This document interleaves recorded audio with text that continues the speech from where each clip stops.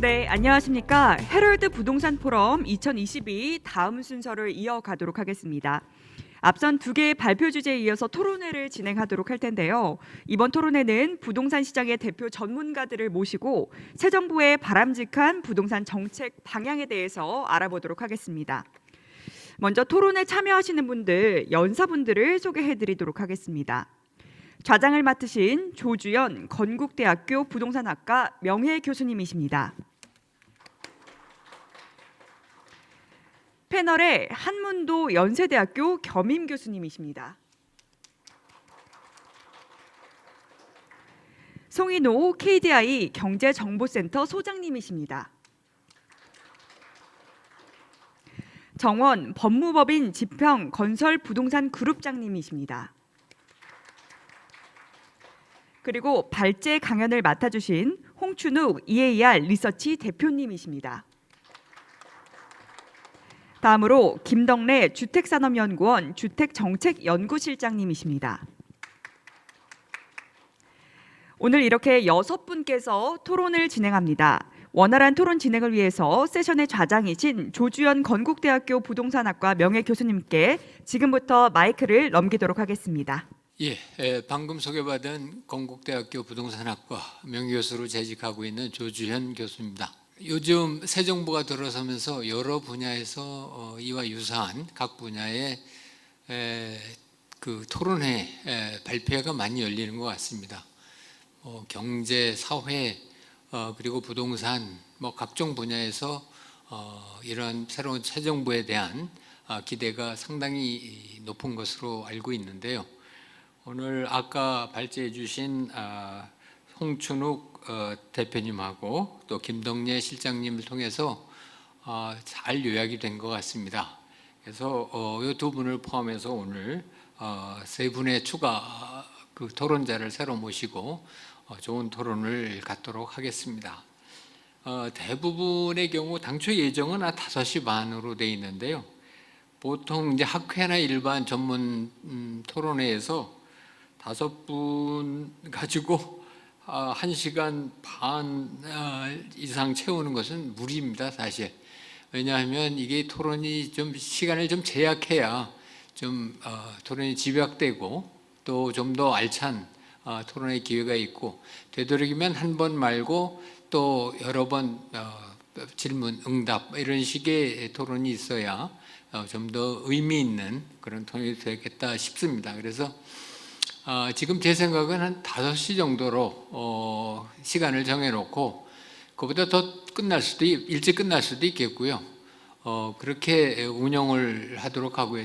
얘기가 좀 깊어지거나 좀 드릴 것이 많다 싶으면 제 재량으로 당초 예정됐던 5시 반까지 토론을 진행하도록 하겠습니다.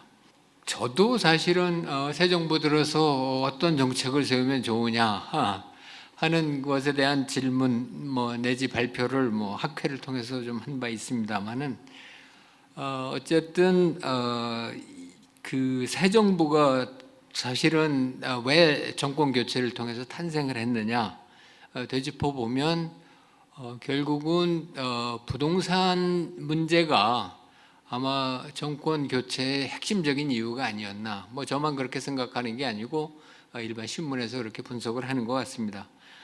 그만큼 부동산 정책을 투표로서 심판한 어떻게 보면 최초의 사례가 아닌가 이런 생각도 드는데요.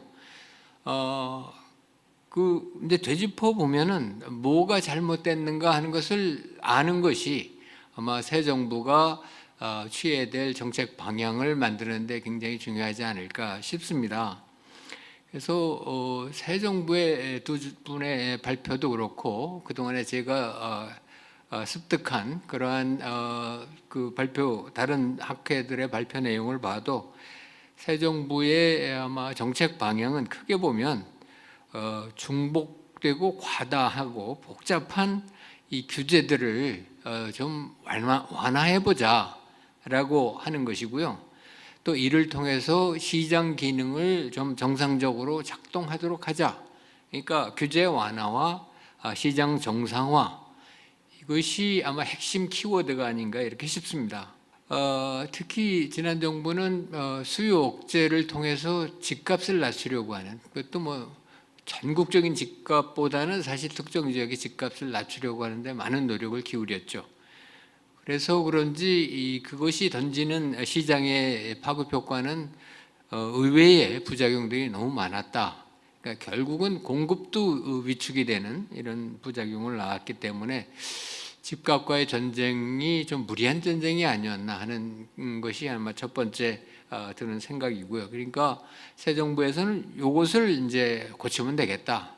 그러니까 너무 복잡해지고 어렵고 전문가조차도 잘 모르겠는 이 아주 실타래처럼 얽힌 이러한 규제들을 완화하는 것이 중요하지 않을까 하는 것이 아마 첫 번째 것이고요. 이러한 것을, 그러니까 규제를 완화한다. 그러니까 규제를 강화하는 것은 어떻게 보면 쉽습니다. 그러니까 그냥 국회에서 의결해 버리면 끝이죠. 근데 완화를 한다는 것은 굉장히 어려워요. 그러니까 우리가 동절기가 지나서 봄이 올 때 얼음이 깨진단 말이죠. 이때가 굉장히 위험한 시기죠. 그러니까 이게 성급하게 또 너무 조급하게 이렇게 추진이 되다 보면 오히려 생각지 않은 더 큰 부작용을 맞을 수 있다. 이런 생각입니다. 제 생각은. 그러니까 방향은 맞지만 어떻게 완화를 하고 정상화를 시키느냐 하는 것이 아마 새 정부가 당면한 가장 큰 과제가 아닐까 싶습니다. 특히 지금 현재로서 이 정책의 수립과 추진 과정에서 예상되는 난관이라고 하는 것은 우선 정치적 국면이 녹록지 않다. 즉 아직도 국회에서 여소야대의 국회가 지금 돼 있고요. 그래서 이 정책을 수립하려면 법을 고쳐야 되는데 이 법 고치는 것이 쉽지 않다 하는 얘기입니다. 두 번째로는 혹시라도 여러 가지 방법을 통해서 우리가 규제를 완화할 경우에 단기적으로 시장이 이제 출렁거릴 수가 있다는 거죠. 재건축 얘기가 나오니까 벌써 가격이 올랐다 이런 식으로 얘기가 나오죠. 그러니까 이게 사실은 부동산이 정치화되는 과정에서 굉장히 참 위험한 부분이거든요. 근데 어떻게 보면 결국은 우리가 교통 문제를 해결하기 위해서 지하철을 건설하지 않습니까? 근데 건설하는 동안은 정말 죽음의 교통지역을 겪게 되죠. 그러니까 그 과정을 어떻게 정치력으로 이겨나가느냐, 악화될 수 있는 여론을 어떻게 국민들에게 신뢰와 희망을 붙여서 조금만 참으면 이런 좋은 세상이 온다라고 하는 것을 하느냐 하는 정치 능력의 문제, 이것이 하나 복병으로 깔려 있고요. 또 하나는 아까 발표에도 나왔습니다만 지금 전 세계적으로 공급망 문제라든가 우크라이나 전쟁을 통해서 인플레가 굉장히 진행이 되고 있어요. 스태그플레이션이 문제가 된다 이런 식으로까지 지금 패닉 상태에도 걱정하는 분들이 있는데, 하여튼 인플레와 이자율 급등 이 두 개가 아주 굉장히 새로운 정책을 수행하기에 만만치 않은 장애 요인으로 등장한다라고 하는 겁니다. 제가 볼 때 이 세 가지를 극복해야만 새 정부가 부동산 정책에 성공할 수 있다 이렇게 생각합니다. 그래서 구체적으로 오늘 토론을 통해서 이러한 장애를 극복하고 우리가 나아가고자 하는 시장 정상화, 이 길로 어떻게 나갈 것인가에 대한 구체적인 지혜를 모으는 시간으로 저희가 오늘을 활용해 주셨으면 감사하겠습니다. 여기 지명 토론자나 발표자뿐만 아니고 지금 내내 들으시는 청중분께서도 나중에 질문 기회를 드리겠습니다. 그래서 잘 듣고 계시다가 또 토론에 참여할 수 있는 기회를 드리도록 하겠습니다. 자, 그러면 토론을 시작하겠는데요. 홍춘옥 그 대표님하고 김덕래 박사님 저희 발제를 해주셨기 때문에 아마 제일 나중에 토론 과정에서 나온 질문이나 이런 것을 응답을 하시면서 하도록 맨 뒤쪽으로 토론의 뒤쪽으로 밀고요. 순수하게 토론을 위해서 오신 한문도, 송인호, 정원 선생님 요 순서대로 토론을 진행하도록 하겠습니다. 자, 그럼 우선 연세대학교 겸임교수로 계시는 한문도 선생님부터 토론을 시작해 주시기 바랍니다. 토론은 한 10분 10분 너무 적은가요? 한 10분 정도로 하고 뭐 상한은 한 20분 정도 써도 상관은 없겠습니다. 예, 부탁합니다. 네, 감사합니다, 차장님. 예, 일단 우리 두 분 발제자분 홍준우 박사님하고 김덕래 실장님 내용 잘 들었습니다. 일단 홍 박사님이 말씀 주신 전세 자금 대출 이거를 제어하는 거에는 전 적극적으로 찬동합니다. 온 국민도 알고 계시고 전문가들도 다 알고 있는 사실입니다. 다만 전세 자금 대출이 실수요자에 대해 피해가 가는 부분에 대해서 안전장치가 정확하게 안 되어 있기 때문에 그 부분에 대한 디테일한 정책이 지금 없습니다. 없기 때문에 그나마 이제 문재인 정부에서 임대차 3법 4년을 도입을 했는데 아시는 바와 같이 독소조항, 실거주 예외 조항이 있습니다. 이 부분은 뭐 해외 같은 경우에는 그 재건축을 할 때 해외도 그 조항이 있습니다. 있는데 우리나라보다 임차 조건이 완벽한 독일이나 이런 것도 재건축을 하게 되면 실거주 예외 조항으로 이제 임차인이 나가게 돼 있습니다. 나가게 돼 있는데 거기는 형태가 이제 월세 형태지 않습니까? 임대. 우리는 전세다 보니까 이 주거의 어떤 이전의 어떤 용이성이 좀 부족합니다. 그래서 그런 부분이 독소조항으로 작용하면서 좀 안 좋게 변질되는 면이 있어가지고 주택 가격이 그렇지 않아도 일단 심리적으로 전세 가격이 제도가 바뀌면 예전에 1+1 할 때도 올랐었는데 이번에는 더 오르게 된 경우는 이제 독소조항 때문에 그런데 그 부분에 맞춰 볼 때 전세자금 대출이 이제 기폭제 효과를 했죠. 그래서 그 부분에 대해서 적극 찬동을 하고요. 다만 전세자금 대출을 갑자기 줄이게 되면 일단 일시적으로 문제가 생깁니다. 우리 뭐 다 아시겠지만 전세자금 대출을 지금부터 막는다고 가정을 할게요. 한 5년 동안. 전세가격이 내려가는 건 다 알고 있고 그걸로 인해서 하방 압력이 주택가격 하방으로 끌어내릴 수 있는 거는 다 알고 있습니다. 그 기본적인 원리죠. 다만 그것이 실수요자와 주거 안정에 이제 문제가 생기기 때문에 조정이 필요한데 이런 제안은 좀 새 정부에 드리고 있습니다. 전세자금 대출을 규제할 때 일시적으로 동시적으로 할 것이 아니라 기존 전세자들에 대해서는 유예 기간을 주고 한 3년, 4년 정도 주고요. 신규 전세를 얻는 분들에 대해서 대출 규제를 강화한다고 했을 때 현재 주택 전세 가격을 떠받치는 효과가 떨어지게 되거든요. 그랬을 때는 주택 하방 압력은 분명히 발생합니다. 그래서 이거를 잘 조화한다면 제가 볼 때 연착륙에 좀 도움이 될 거라고 보고 있고요. 그리고 분양가 상한제 부분은 홍 박사님 주신 그 부분은 이 아이러니하게 전 세계에서 분양가 상한제를 이렇게 좀 강력하게 하는 데가 이제 대한민국인데요. 아이러니한 것은 뭐냐면 분양가 상한제를 풀고 나면 주택 가격은 폭등을 했습니다. 그리고 폭등하고 나면 또 잡았습니다. 그럼 이제 분양가 상한제의 목적이 뭔가를 먼저 우리가 봐야 될 것 같습니다. 목적은 과도한 기업의 이익 부풀리기에 대한 어떤 조치죠. 간단하게 말하면 부동산 상승기에는 뭐 프라이스 리더라고 해서 대기업의 어떤 브랜드가 플러스 리더 역할을 하면 당연히 올라가게 돼 있고 아까 말씀드린 전세자금 대출이 받쳐주고 있었기 때문에 박근혜 정부부터 문재인 정부 동안은 아주 뭐 제가 볼 땐 갭 투자의 어떤 전성기라는 거 뭐 다 알고 계실 겁니다. 그래서 그 부분이 현재 주택 가격이 오른 폭과 농도와 어떤 깊이를 보면 가계부채만 문제가 있지 자본주의 시스템에서는 작동하는 것은 당연한 결과죠. 그러면 그 결과가 국가와 국민들에게 피해가 올 수 있는 소지가 예측이 될 경우에는 조정을 들어가야겠죠. 지금은 이제 그런 시점이고 신정부가 등장을 했는데 아시는 바와 같이 인수위가 여러 가지 부분을 규제 완화 합리 쪽으로 풀었다가 잠시 보류했습니다. 보류한 이유는 정치적 부담이 좀 있기 때문입니다. 물론 이제 문재인 정부의 장단점을 말씀드리면 저보다 잘 아시겠지만 과도한 규제 그리고 의지는 뜻은 좋으나 결과가 좋지 않았습니다. 물론 이제 코로나로 인한 저금리 유동성도 가세를 했지만 정책의 일관성이나 신뢰성에서 좀 사각지대가 좀 많았죠. 분양가 상한제 같은 경우도 핀셋을 통한 것에서 이제 시장에 다른 신호를 줬기 때문에 이런 부분이 이제 결론은 그겁니다. 어느 정부든 경제 성장률이라는 수치에 좀 매몰됩니다. 제가 아는 확실한 정보는 아니지만 그 당시 2019년, 18년 그때 2.0이라는 경제 성장률을 맞추려고 무지 애를 쓴 것 같습니다. 기재부를 통해 가지고 제가 볼 때. 그래서 부동산을 풀었다 놨다 하면서도 잡았다 하는 순간에 다시 뒤로는 조금 이면적으로 푼 게 많습니다. 뭐 보도에는 많이 안 나오고 일반인들은 잘 모르시는데 그런 부분이 이런 폐해를 일으킨 것 같고요. 그리고 이제 우리 김덕래 실장님이 주신 내용들을 보면서 저는 사실 감명을 받았습니다. 왜냐하면 이 국가의 정책이라는 것이 부동산 정책이 지금 말씀드린 것처럼 다 정치적 시나리오로 접근하거든요. 국민과 국가를 보고 미래를 본다면 정책적으로 접근해야겠죠.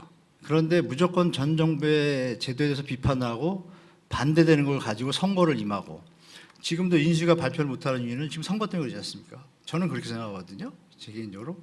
그러면 인수위가 끝나고 나면 어떤 거 발표를 할 거라고 예측됩니다. 약간 규제 완화 쪽으로. 근데 그것이 비판을 받으면 안 되니까 6개월, 1년 정도 가다가 그다음에 국회의원 선거가 있잖아요. 총선이. 그럼 그때 다시 집값을 조정하는 이런 정치적인 개념을 가지면은 또 우리 국민들은 피곤해지는 거죠. 정책의 방향도 모호해지고. 그래서 제가 드리고 싶은 말씀은 우리 김동연 실장님이 모든 내용을 잘 주셨습니다. 공급 대책, 홍준호 박사님도 똑같이 말씀하셨어요. 공급 대책에 대해서 확실하게 국민들에게 신호를 줘라. 청년 원가 주택에 대한 개념도 확실하게 재원과 방법에 대해서 투명하게. 물론 시간이 필요한 게 저는 더 좋다고 봅니다. 도리어 인수위가 보류를 하고 차후에 100일 새 내정자인 그 원희룡 장관께서 시간을 충분히 갖고 하겠다는 뜻을 좋게 받아들이고 있습니다. 왜냐하면 섣불리 던져가지고 시장의 어떤 상황을 보고 또 바꾸고 이렇게 그런 것들은 이미 우리가 겪어왔기 때문에 이제 더 이상 하는 것은 국민들한테 이제 트라우마 수준이거든요. 그래서 제가 이제 토론을 마무리하자라면 임대차 3법 부분은 이 얘기 드리고 마무리하겠습니다. 임대차 3법 부분이 자꾸 설왕설래하는데요. 이미 임대차 3법의 피해는 주택 가격에 전세 가격에 다 이미 다 반영됐습니다. 이걸 가지고 폐지하자는 얘기는 이건 시장주의자들의 일방적인 논리고 국가 아까 우리 실장님이 헌법과 주택법, 주거기본법 다 보여드렸잖아요. 국가가 존재하는 이유는 국민을 보호하는 겁니다. 거기에 입각해서 말씀드리자면 임대차 3법이 2018년 5월에 유엔의 그 인권위원회 주거 특별 보고관이 조사를 나왔습니다. 대한민국에 나와가지고 한 5일 동안 조사하고서 NGO하고 환경단체들과 회의를 한 결과 마지막 기자회견 내용이 그겁니다. 1번 아까 실장님 말씀하신 쪽방, 고시촌 이런 부분에 대해서 대한민국이 선진국 대열이니 국가에서 케어를 하라. 2번 대한민국 임차인의 주거 안정권이 너무 열악하다. 그 부분에 대해서 정부에서 케어하라. 그리고 임대료 상한제도 알맞게 케어하라. 이 부분이 요구 조건이었고 그 다음에 5월에 가서 유엔에서 회의 때 보고를 합니다. 그럼 그게 이제 비선으로 정부에 내려왔습니다. MB 정부 때부터 왔습니다. 그 내용들이 권고사항으로 왔는데 아시겠지만 법안은 다 만들었습니다. 한나라든 뭐든 보수 여야 할 것 없이 임대차법의 연장에 대한 부분에서 법안은 많이 만들었습니다. 근데 계류가 됐죠 다. 그러면 이제 유엔에 보고를 하겠죠. 이렇게 하고 있는데 국회에서 통과를 못했습니다. 자꾸 이렇게 미루니까 유엔에서 볼 때 대한민국이 지금 선진국인데 이거 너무하지 않냐 하고 와서 보고 조사하고 갔고 제가 알기로는 급하게 임대차법이 됐다는 느낌이 있을 겁니다.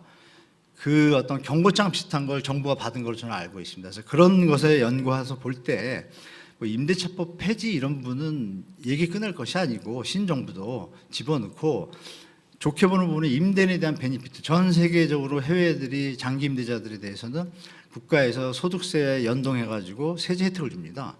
그분이 이제 누진적으로 10년이 넘어가면 몇 프로 이렇게 합니다. 이런 제도는 같이 병합하면 제가 볼 땐 공익에 협조한 대가로서 임대인한테 충분한 대가를 지불하고 서로 협조하는 좋은 사례로 다 갈 수 있다고 좀 보고 있습니다. 그리고 이제 마지막으로 DSR도 그렇고 그 한국은행 금융안정보고서에도 좀 말씀드리겠습니다. 가계부채에 대해서 대출 규제 완화 얘기가 자꾸 나오는데요. 한국은행 금융안정보고서 12월 23일자를 보면 우리나라에서 그 금융취약성 지수를 발표하고 있습니다. 한국은행에서 주식채권 부동산 분야에 대해서 통합 분야의 수치가 60이 나왔고요. 그 수치는 0에서 100까지입니다. 100이 끝입니다. 100에 다다르게 되면 버블의 꼭지라는 신호인데요. 3개의 대항목을 갖다 39개 세부 항목으로 잘라가지고 지수하고 데이터한 거기 때문에 거의 정확합니다. 12월 23일 몇 달 전이죠. 그때 보고서에 보면 이렇게 되어 있습니다. 통합 부분의 수치는 한 60 정도 나옵니다. 우리가 IMF 그때가 60입니다. 근데 지금 59 정도 나왔거든요. 근데 이걸 부문별로 또 나눠놨습니다. 주식 분야, 채권 분야, 부동산 분야. 근데 주식 분야하고 채권 분야는 40 후반하고 50대인데 부동산 분야가 수치가 100입니다. 끝입니다. 끝. 이 부분이 제가 볼 때는 좀 많은 국민들이 많이 모르시고 물론 한국은행에서 발표했으니까 인수위에서도 보고를 받으셨겠죠. 이 부분에 대해서 제가 볼 때는 국가적인 부채 상황이 쉽지 좀 녹록한 상황이 아니라는 걸 좀 정확하게 신정부가 좀 이해를 하시고 다행히 이번에 DSR을 좀 완화하는 것을 좀 홀딩해 놨지 않습니까? 그런 연유도 있고 바젤 3 협약하고 이런 IFRS 규약에 따라서 함부로 DSR을 풀 수가 없기 때문에 일부 시장론자들이 자꾸 DSR 얘기하는데 그 부분에 대해서 제가 볼 땐 신정부에서 잘 선택한 것 같습니다. 현재까지. 그리고 아시겠지만 미래소득에 대해서 이미 문재인 정부 전 정부에서부터 20대에서 30대까지는 소득이 5천만 원이라고 가정을 하면 이 생애주기 가설에 입각해가지고 소득을 한 6,300으로 계산해서 지금 DSR을 40% 적용합니다. 그 얘기는 바꿔 말하면 이미 DSR을 50% 적용하는 효과가 똑같죠. 그 부분을 원희룡 내정자도 지금 이번에 얘기하실 때 좀 여러 개 섞어서 말씀하시는데 그 내용 같습니다. 그래서 조금 완화될 것 같은데 다행인 방향은 그거죠. 국가 부채의 어떤 위험성을 좀 인지하고 가는 방향은 잘 잡힌 것 같고 신정부에 바라는 것은 마무리 짓겠습니다. 공급대 측에서 로드맵을 정확하게 국민들한테 좀 전해줬으면 좋겠다 이 부분입니다. 이것만 확실하다라면 국민들 입장에서 여러 가지 뭐 대출 규제나 이런 디테일한 부수적인 안들은 두 번째라고 봅니다. 공급대 측이 확실하다면 일반 시장 참여자들은 아시는 바와 같이 합리적인 그 기대 가설에 의해서 시장은 균형을 찾게 되었습니다. 제도와 별도로. 금리가 올라서 집값이 뭐 못 오른다? 그건 말이 안 되죠. 노무현 때 금리 잘 올랐잖아요. 노무현 정부 때. 오릅니다, 집값. 쉽게 말하면 미래에 대해서 어떤 여러 가지 정황들이 불안하거나 리스크가 존재한다면 시장 참여자들은 다 관망세로 돌아서게 돼 있죠. 그런 부분을 정부가 파악을 해서 던졌던 공약에 매몰돼서 실수를 안 했으면 좋겠습니다. 그러니까 우리 미래를 보고 규제, 합리적인 규제 분명히 많아야 됩니다. 일시적 이제 양도세 중과 유예 이런 거 너무 좋습니다. 저는 한 2, 3년 했으면 좋겠는데 저는 그건 좀 너무 반시장적이라고 봅니다. 그것도 아까 말씀드린 정치적 시나리오로 접근한 거죠. 징벌적으로 부자와 가난한 자 이렇게 나눠서 그러니까 그런 정책은 항상 부작용이 발생한다는 것을 우리가 이제 보게 되는 거죠. 그래서 제가 드리고 싶은 말씀은 1번 공급 로드맵을 정확하게 신정부에서 조금 신중하게 발표해 주셨으면 좋겠고 2번 나머지 일시적 이주택자에 대한 완화를 했습니다. 이번에 일시적 이주택자의 목적은 일시적으로 주거 이전에 있어서 현재 가지고 있던 집이 매도가 안 될 때 보호를 하기 위해서 정부가 양도세를 비교해서 하는 제도인데 아시는 바와 같이 그전 정부서부터 3년 주기로 3년을 시간을 줬기 때문에 3년 주기로 투기하는 패턴으로 바뀌어버렸습니다. 이게. 그러니까 이 부분에 대해서 문재인 정부에서 다 파악을 하고 조정지역하고 투기 규제 지역들에 대해서 종전주택을 매입 후에 1년 안에 종전주택을 팔 경우만 비과세입니다. 실제 맞죠? 법의 취지와. 근데 이 부분을 지금 문재인 신정부가 지금 2년을 다시 늘렸습니다. 이게 혹시나 일시적 이주택으로 투기를 하던 분들한테 잘못된 신호를 주면 이거는 제가 볼 때 또 시장에 들썩일 수 있습니다. 그래서 들썩이는데 이런 부분에 대해서 좀 삼고초려해서 잘 지내다가 주택시장이 침체 국면으로 간다 할 때 풀어줘야지 지금 침체 국면 아니지 않습니까? 그래서 이런 부분에 대해서 앞으로 미래 외부 환경도 너무 안 좋기 때문에 종합적으로 신정부가 핵심적인 부분 지켜가면서 가계부채가 터지면 어느 정부도 막을 수 없습니다. 또 해외 어떤 변수들이 지금 리스크가 너무 많은 상황에서 제가 드리고 싶은 말씀은 여러 가지 정책이 많지만 공급 로드맵만 정확하다라면 그리고 일시적 이주택자의 같은 어떤 투기성 어떤 대책을 던져주지만 않는다라면 제가 볼 때는 대출 규제나 이런 것은 차후의 문제라고 보기 때문에 신정부가 통합적으로 시간이 걸리더라도 급하게 정책을 내놓지 말고 충분히 뭐 여기 토론자분들의 좋은 의견, 뭐 저의 의견이 맞는지 틀린지 다 판단하시고 여러 가지 전문가들의 의견을 다 종합해서 늦더라도 정확한 미래에 대한 종합적인 정책이 나온다면 아마 온 국민이 박수 칠 거라고 기대하고 있습니다. 이상입니다. 예, 감사합니다. 여러 가지 말씀을 해주셨지만 핵심적으로는 장기적인 어떤 그림을 가지고 국민들이 공급에 대한 확신과 믿음을 가질 수 있도록 하는 것이 중요하다 이렇게 하신 것 같고요. 그리고 이제 구체적으로 금융 DSR 규제 뭐 이런 것들도 사실은 무조건 규제가 살펴보다는 뭐 필요한 것 같다라는 말씀 드렸고요. 역시 여러 가지 시장 상황에 따라서 이건 적기에 모든 정책이 그렇습니다만은 타이밍이 중요한 그런 것으로 돼 있고, 그다음 세금에 대해서도 잘못된 사인을 보내지 않도록 하는 것을 좀 당부를 하셨습니다. 그리고 이제 임대차법 저도 이건 약간 의견을 가지고 있긴 합니다만은 그래요. 이게 사실은 처음부터 너무 성급하게 잘못 엮인 법이거든요. 근데 이미 시행한 지 2년이 지났기 때문에 연장을 한 분들이 이제 재계약을 하는 시점이 이제 7, 8월이 돌아올 겁니다. 그래서 아시다시피 지금 시중의 임대료는 갱신을 한 임대료, 갱신을 안 한 임대료, 뭐 아주 혼란스러워요. 그리고 그것과 관련해서 뭐 이사비나 위로금을 또 요구하는 경우도 있고, 근데 실제로 법률적으로 보면 소송을 해서 찾거나 뭐 하는 방법밖에 없거든요. 실익이 별로 없다, 또 이런 얘기도 있어요. 아무튼 이게 어찌 됐든 시장에 지금 던져져서 2년 동안 수행된 거기 때문에 사실 이걸 그냥 없는 것으로 하기에는 사실은 그동안에 커미트된 게 너무 많아서 이런 것들을 조금 생각을 해야 되지 않느냐, 이런 의견도 사실은 없지 않아 있습니다. 뭐 잘못된 정책이지만 이미 이제는 자리가 잡혔는데 그걸 왜 또 다시 없는 걸로 하느냐. 사실 이 규제 완화 과정에서 이것 말고도 그런 얘기들이 많이 있을 것 같습니다. 그래서 그런 것에 대한 중요한 점을 지적해 주셨고요.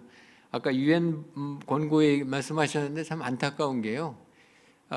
유엔 권고는 정부가 꼭 개입해서 보살펴야 될 계층이 정말 시장에서 밀려난 계층들, 쪽방, 비닐하우스, 뭐 벌집, 뭐 많이 있습니다. 근데 지금 이 정부에서 그걸 어떻게 했다는 얘기는 한 번도 못 들었거든요. 전부 이제 강남 아파트 가격하고 싸웠지.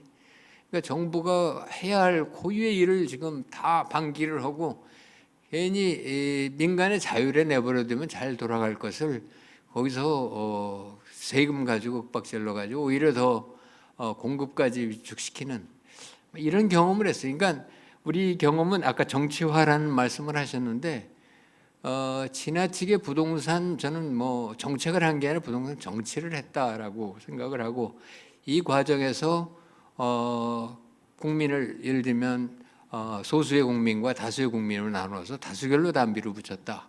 그러니까 2% 종부세, 뭐 대부분 세금 안 냅니다.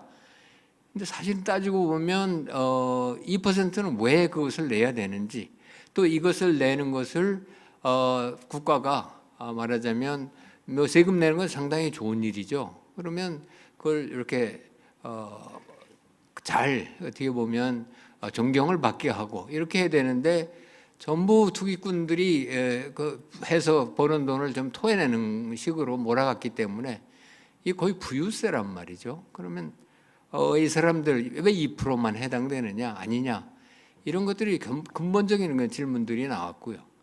그것은 결국은 그 마이클 샌드 하버드 대학 교수죠. 뭐 요즘에 공정 정의에 대한 글을 많이 쓰시는데, 그 보면 실력주의에 대한 비판 얘기가 나와요. 그 보면 왜 도널드 트럼프 대통령, 우리가 보기에는 참 걷잡을 수 없이 왔다 갔다 하는 분을 미국 사람들이 선택을 했을까, 그걸 책에 쓰고 있어요. 그분의 얘기는 그렇습니다. 그러니까 실력주의가 굉장히 공정해 보이지만 뭐 시험을 봐서 결국은 승리한 사람은, 실력주의에서 승리한 사람은 내가 실력이 좋아서 노력을 많이 해서 됐다라고 우쭐대는 거고, 그래서 떨어진 사람들은 내가 노력이 좀 부족했는가, 이렇게 해서 사실은 우울하고 이제 의기소침해졌는데, 그 실력이라는 것 자체도 보면 배경에 따라서 그러니까 주어지는 것들이 상당히 많이 실력을 형성하는데 기여를 했다, 이런 얘기들을 하거든요. 그러니까 결론적으로 말하면 승자들이 너무 오만했고 패자들이 너무 소침해졌다, 자기 탓으로 돌리게 된 이것이 바로 트럼프 같은 대통령을 만드는 그 원인이 아니었나라고 하는 책을 보고 이거 또 다른 재미있는 해석이다. 그리고 이런 다수결에 의한 무엇을 할 때 결국 정의나 도덕심 이런 것들이 제대로 우리의 공공의 선이나 이런 것들이 지켜졌는가 하는 것이 굉장히 중요한 사항들인데요. 그것들이 이제 문제가 됐고, 그것을 이제 우리나라 버전 이번 정권 교체 대입해서 생각해 본다면 결국 98%의 사람들이 2%를 벌 준 거예요. 근데 결국은 그 벌이라고 하는 것이 그 세금이 소위 벌금으로 인식이 되게 만들었고, 또 그것으로 인해서 결국은 세금을 많이 낸 서울과 부산이라고 하는 지역에서 시장 선거에서 지게 됐던 이런 것들이, 그러니까 정치공학이라고 하는 것이 결국은 도돌아서 다시 자기한테 떨어진 이런 상황이라는 거죠. 그러니까 우리가 참 이 경우에 생각해 보면 왜 이것이 합리화되는가 하는 것은 다수가 결정했다. 이게 소위 공리주의적인 입장인데 그것이 꼭 정책으로 타당성을 가지느냐 이걸 좀 살펴봐야 된다는 거죠. 그러니까 많은 그런 생각들이 이런 정치공학적 접근에서는 뭐 우리가 배제할 수는 없죠. 왜냐 앞으로도 아까 말씀하신 대로 정치 일정, 선거 일정이 계속 다가오고 있거든요. 그러니까 그런 계산만이 전부는 아니다. 그러면 우리가 도덕적인 이런 생각도 조금 해야 되지 않을까. 그리고 국민에 대한 신뢰를 주고 그다음에 나눔이라고 하는 것이 말하자면 유엔이 권고한 그런 정신에 배어 있는 거거든요. 그래서 그것을 향해서 우리가 좀 가야 되지 않을까 하는 생각이 좀 들었습니다. 제가 너무 얘기를 많이 해서 죄송합니다. 시간이 너무 많이 죽었기 때문에 지금 다음으로는 KDI 경제정보센터 소장을 맡고 계신 송인호 박사님께 마이크를 넘기겠습니다. KDI의 송인호입니다. 오늘 그 서두에서 좌장님께서 말씀하신 새 정부의 부동산 정책 방향을 하나의 키워드로 말씀하신 것 중에 하나가 시장 기능의 정상적 작동 이렇게 말씀하셨는데요. 저도 이러한 방향성에 대해서 연관지어서 진정한 의미의 주택시장 정상화 이러한 키워드가 연계되지 않을까 하는 생각이 듭니다. 주택시장이라는 것은 시장이 존재하는 한 상대적 개념이 항상 서로 교차하는데요. 거기에는 예를 들어서 임대시장은 매매시장에 영향을 주고 매매시장은 임대시장에 영향을 주고 임대시장 안에서도 임차인과 임대인이 상호 교감을 해야 되는 것이고 주택시장은 또 나아가서 거시경제 전반에 영향을 주고 거시경제 전반은 다시 또 주택시장에 영향을 준다는 이런 상대적 관점이 그 기반으로서 이해돼야 될 기본적 개념이 아닌가 하는 생각이 듭니다. 예를 들어서 최근 그 임대차 3법의 이 개념이 이제 2년째가 되는 시점이 이제 도래하게 되는데요. 초창기 2년 전에 있었던 상황을 되짚어 보면 임차인의 주거 안정성을 확보하기 위해서 첫째 가격을 제한하고 둘째 거주 기간을 늘립니다. 그러나 이 시장이 임차인만을 위한 시장이 아니라 임대인에게도 항상 교감이 된다는 것을 잊어버린 한 그것이 결국 초래할 수 있는 실질적인 데이터는 임대 가격의 상승을 가져왔고 또 임대차 시장에 의한 매매 가격의 불안정성을 가져온 것도 사실 현재 데이터에서 확인되고 있습니다.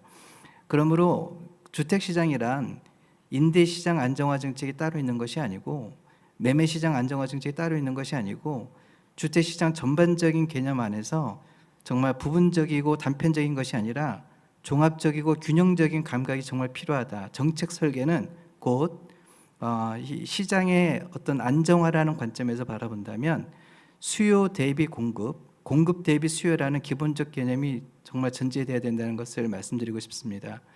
예를 들어서 공급량도 공급이 많다 적다가 절대적인 개념으로서 우리가 이해되는 부분이 아니라 수요 대비 공급량입니다. 근데 이 수요는 항상 변합니다.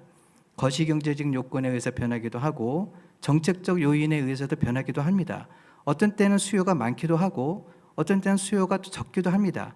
그때 당시에 적정한 공급량은 절대적인 공급량으로서 구분되어지는 것이 아니라 수요에 맞는 공급량이라는 것에 대한 시장의 기본적인 이해가 없다면 항상 불일치와 미스매치에 의한 시장 불균형이 항상 존재하게 된다는 것을 말씀드리고 싶습니다. 예를 들어서 2017년도, 2018년도의 경우에 주택정책의 일반적인 그 패러다임은 수요 억제 정책이었습니다. 그러한 결과로 2022년도에 어떤 일이 벌어지냐면 공급 부족 사태가 일어납니다. 그러니까 수요를 억제했는데 공급이 또 부족해지는 현상이 최근에 입주 물량의 그 양을 보시면은 아까 김동재 실장이 말씀하신 올해 서울의 경우에 과거에 대비해서 50% 정도인 것 같은데 입주 물량의 그 감소를 보여주고 있는 데이터는 우리에게 시사하는 바가 크다고 저는 볼 수가 있습니다. 당장 임차인에게 주관적성을 주겠다는 요인이 오히려 임차인에게는 가격의 상승을 가져오고 매매 시장까지 불안정하게 한다는 그 사실이 정말 반면교사로 정책 설계라는 것은 참으로 종합적이어야 되고 균형적이어야 된다는 것에 대한 기본 개념이 정말 분명해야 되지 않을까 하는 생각이 듭니다. 각 발표하신 분들 홍 대표님의 부분에 있어서 제가 이제 코멘트하고 싶은 부분 중에 몇 가지가 있습니다. 첫 번째는 그 현 주택 시장을 진단하는 데 있어서의 그 2022년도 1년도 가장 높은 상승폭을 기록했다는 이제 그 현재 주택 시장 상황에 대해서 그 원인이 무엇일까 그리고 특징이 무엇일까를 좀 되짚어 보면 조금 더 이해를 좀 쉽게 할 수 있지 않나 생각이 듭니다. 과거 우리나라의 주택 시장의 주된 주택 매매 수요층은요. 첫 번째는 40대, 두 번째는 50대, 세 번째는 세 번째가 30대 이렇게 구분이 되어 있습니다. 그러니까 40대, 50대, 30대가 주택 매매 수요 연령층의 주요 세력이었습니다. 연령대로 보면. 그런데 2020년도 이후에 이 패러다임이 바뀝니다. 주택 매매 수요의 주요 연령층이 제1위가 30대, 2위가 60대, 3위가 40대입니다. 이것이 무엇을 의미하냐면요. 그 정책의 변화가 어떻게 보면은 수요의 그 구성 요소를 이렇게 좀 다르게 나타나게 할 수 있는데 수요 억제책의 가장 대표적인 형태가 지역을 규제하고 그 지역 내에 있는 대출과 관련된 부분들을 더 규제하고 심지어 고가 주택을 사지 못하게 하는 규제로 이제 막 일반화시킬 수가 있겠는데요. 이러한 현상들이 결국에는 30대들에게 갈 수 있는 유일한 방향이 갭 투자였습니다. 그러니까 갭 투자가 유일한 어떻게 보면 그들이 주택을 소유할 수 있는 탈출구였다는 얘기죠. 그렇다면 과거의 30대는 정말 그 열심히 벌어서 주택을 소유하는 연령층이었고 40대와 50대의 경우에는 다주택자가 되기 위한 징검다리로서의 그 갭을 이용했다는 얘기죠. 근데 최근에 주택 시장의 가격 상승을 주도한 세력은 30대인데 이들은 다주택자거나 투기적인 요소로 가미된 부분들이라기보다는요. 한 주택을 소유하기 위해서 갭 투자를 활용할 수밖에 없는 탈출구가 그밖에 없는 현상에서 나타난 주택 시장의 결과가 아닌가 하는 생각이 듭니다. 이들에게 대출 규제까지 더욱더 강화한다는 의미는요. 갭 투자로 갈 수밖에 없는 현재 그 시스템 부분들이 좀 어떤 영향을 주는 거에 대한 어떻게 보면은 그 효과, 그다음 영향 이런 부분에 대해서 되짚어야 되지 않을까 하는 생각이 듭니다. 그리고 이제 두 번째 부분은 이 최근 주택 가격의 상승에 이어서 전세 가격의 급등 부분인데요. 2019년도 이후에 우리나라 주택 시장의 특징이 또 바뀝니다. 이전에는 전세 시장이 먼저 가격 상승을 가져오면 그 다음에 주택 매매 시장이 가격 상승이 시차를 두고 이동을 합니다. 그런데 2019년도 이후에 우리나라 주택 시장은요 동조 현상이 일어납니다. 전세 가격 상승과 동시에 매매 가격 상승이 함께 일어납니다.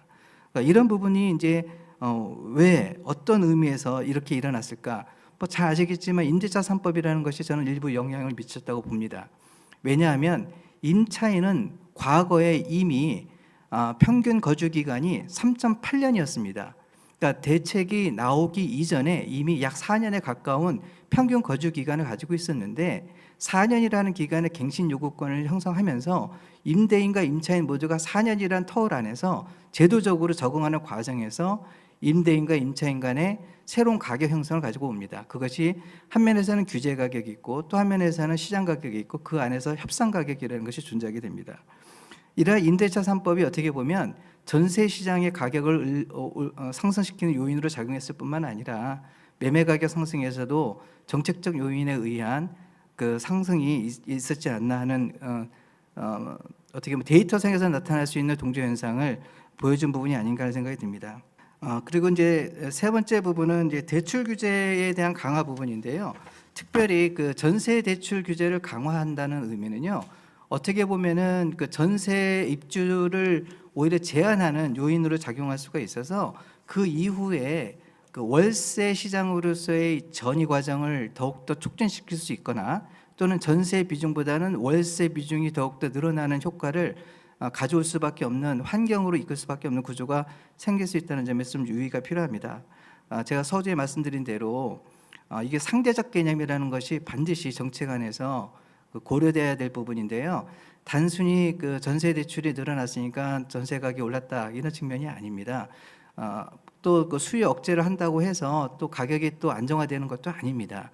그 과거에 우리나라의 여러 번의 그 문재인 정부 안에서의 여러 대책들이 있었던 시점 이후에 주택 시장을 보면 대책이 나왔는데 그 다음 달에 보면 또 가격은 또 상승돼 있어요.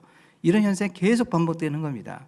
왜냐하면 그 상대적 개념과 상대적 관점 안에서의 균형 시장을 간과한다면 그때그때만의 그 매몰될 수밖에 없는 단편적인 시각 안에서의 정책이 가져오는 그 일종의 왜곡 현상이 있다는 부분들을 좀 염두에 둬야 되지 않을까 하는 생각이 듭니다. LTV 규제도 사실상 우리나라의 경우에는 DSR이라는 또 다른 하나의 금융 규제가 있어서 그와의 상관관계 속에서 한번 고려해야 되지 않을까 생각이 듭니다.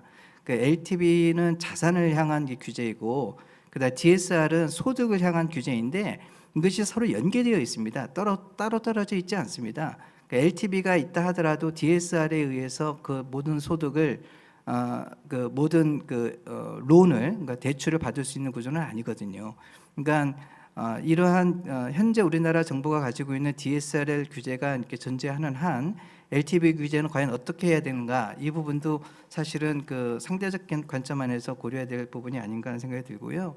그리고 금리 인상 부분도 사실 굉장히 신중할 필요가 있습니다. 왜냐하면 금리 인상인 물론 이제 한국은행의 그 한국은행법에 나타난 그 목적상에서 경기 안정, 그다음 물가 안정, 그다음 금융 안정 이 세 가지의 목적이 있는데요.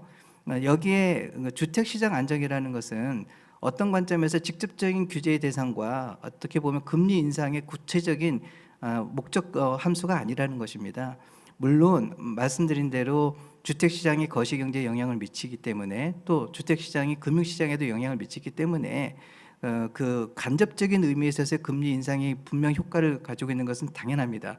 그러나 부동산 시장 안정화를 위해서 금리를 다루는 부분은 그 시각적 자체가 경제학적인 관점에서 보면은 굉장히 위험할 수가 있다는 것이죠. 그러니까 제가 말씀드리는 그 주요 요점 중에 하나는 금리이든 대출이든 LTV든 DSR이든 이 모든 것 하나하나가 단편적이거나 편파적인 것이 아니라 종합적인 경제의 종합적인 균형 안에서 고려해야 되지 않을까 생각이 들고요. 아울러서 더 나아간다면 LTV의 경우에는 생애 최초 주택 구입자를 중심으로 해서 저는 큰 폭으로 완화할 필요가 있다고 저는 느끼고요. DSR의 경우도 생애 최초 주택 구입자에 한해서 큰 폭으로 완화할 필요가 있다고 저는 주장을 하고 있습니다. 주거의 안전성이라는 것은 임차인 모두에게 해당하는 것이 아니고요. 10억, 20억을 가지고 있는 고가 아파트의 임차인까지 보호하는 현 임대차 보호법이 가지고 있는 맹점, 그 부분이 시장을 안정화해야 되겠다는 측면에서 얼마만큼 정말 주거 취약계층과는 정말 차별적으로 다뤄져야 될 부분들이 고가의 그 임차인까지도 보호하는 이 맹점 부분들이 어떻게 해결될 수 있는가에 대해서 오히려 더 고민해야 되지 않는가 하는 생각이 듭니다. 그리고 이제 김덕년 실장님께서 말씀하신 여러 가지 그 정책적 제안 중에서 저도 이제 아까 처음에 말씀하신 특히 정책적인 부분에 있어서의 단계적 전환 그리고 지난 5년간 규제 중심의 정책이 가지고 있던 부작용에 대한 해결 그리고 긴 호흡을 가진 차분한 어떤 관조 이런 부분 정말 필요하다고 느낍니다. 이것이 없으면 모든 우리들의 정책이 정책으로서의 의미가 아니라 정말 사이클적인 것에 대응하기 허겁한 그러한 대책이 될 수 있다는 점에서 정말 긴 호흡이 필요하지 않을까 하는 생각이 듭니다. 그리고 공공 분양의 확대와 관련된 부분에 있어서는 저도 이게 아이디어를 가지고 좀 더 고민할 필요가 있다고 느껴집니다. 현재 110만 호 정도의 공공 임대 물량이 있는데요. 우리나라 전체 주거 취약계층이 사실 110만 가구, 110만 가구라고 하면 거의 330만 명 정도가 될 텐데 이분들에게 만약에 제대로 된 공공 임대가 주거의 안정성과 임대와 소유 이 부분에서 함께 잘 균형적 관점에서 조화를 이룬다면 저는 상당히 크게 해결될 수 있다고 봅니다. 현재 LH를 중심으로 한 공공임대 그 주택 호수가 사실 110만 호가 그렇게 작은 호수가 아닙니다. 근데 그럼에도 불구하고 관리가 과연 제대로 되고 있는지, 예를 들면 자산이 변하거나 소득이 변하거나 주거 거주 원수가 변하거나 이럴 때마다 입출과 퇴출이 굉장히 자연스러워야 되고 자동적이어야 되는데 그러지 못하고 있는 현실 때문에 한 번 들어가면 끝까지 거주하려고 하는 그런 기본적 경향들이 얼마만큼 그 정말 저해하고 있는지 이런 부분에 대해서 한번 되짚어 볼 필요가 있다고 보이고요. 다만 이제 그 저희들 이제 경제학자뿐만 아니라 그 주거 정책을 다루는 많은 그 연구기관에서는 대표적으로 OECD를 기준으로 한 우리나라의 그 주택 임대 호수를 일괄적으로 비교하는 부분들이 있습니다.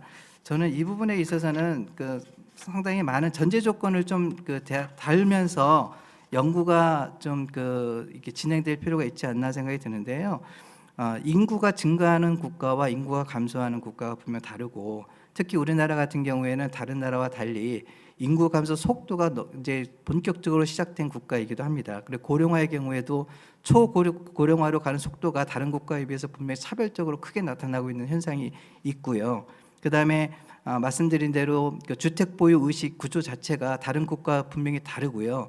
주택 관련 세제도 분명 다른 국가와 다릅니다. 그리고 취득세 같은 경우도 또는 보유세 같은 경우에도 보통 주요 선진국의 경우에 그 지역의 커뮤니티 서비스에 대한 피이기 때문에 국가가 전체적으로 일괄적으로 몇 %라고 규제하지는 않습니다. 근데 우리나라는 또 그렇지도 않은 구조이기도 하고요. 이렇게 다른 상황에서 OECD 평균 국가와 동일한 잣대로 평균적으로 얼마가 부족하다 이렇게 말할 때에는 항상 전제적으로 그 국가적인 요소가 다르지만 절대적인 양에 있어서는 이런 차이가 있습니다. 이렇게 이제 그 중립적으로 표현하는 것이 오히려 이제 연구자나 아니면 기본적으로 일반적인 국민들이 인식하는 데 있어서는 도움이 되지 않을까 하는 생각이 듭니다. 그 오늘 발표에 있어서 전반적으로 느끼고 싶은 새 정부의 주택 정책 방향, 과거에 정말 많은 그 오류나 또는 또 힘들었던 부분들에 대한 개선 방향의 어떤 그 하나의 키워드를 다시 한번 말씀드리고 싶은 부분은 진정한 의미에서의 주택시장 정상화가 아닐까 하는 생각이 듭니다. 네, 이상입니다. 예, 감사합니다. 상당히 공감이 가는 코멘트가 많았습니다. 여러분들도 그런 분도 계시고 아닌 분도 계시겠지만 제가 공감이 많이 갔던 것은 30대가 갭 투자가 유일한 탈출구였다. 어떻게 보면 참 쓸쓸한 우리의 자화상을 보는 것 같죠. 영끌 투자라고. 그런 면이 있었겠다 하는 생각이 들고요.